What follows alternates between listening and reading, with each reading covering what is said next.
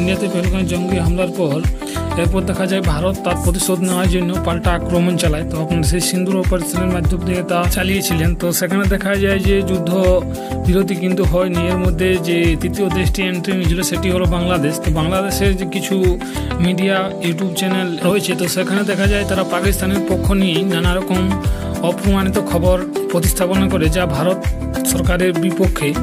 তা ভারত সরকার সেগুলিকে নিষিদ্ধ ঘোষণা করে এবং তাদের বিরুদ্ধে কঠোরতর ব্যবস্থা গ্রহণ করে। ব্যবস্থাগুলি গ্রহণ করে কিছু নিউজ চ্যানেলের তারা ভারতে ব্যান করে দেয় এবং সেগুলি আর আপনারা ভারতে দেখতে পাবেন না।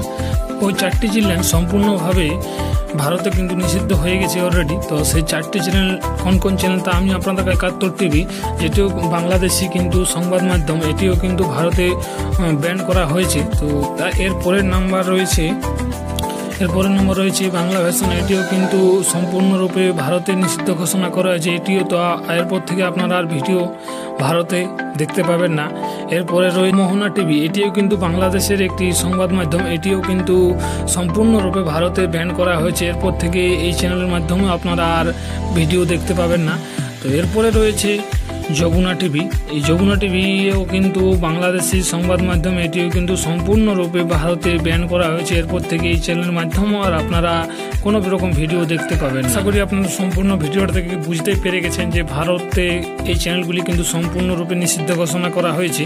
তো আপনারা এরপর থেকে এই বাংলাদেশ নিউজের এই চ্যানেল থেকে আপনারা আর কোনো সংবাদ মাধ্যম দেখতে পাবেন না।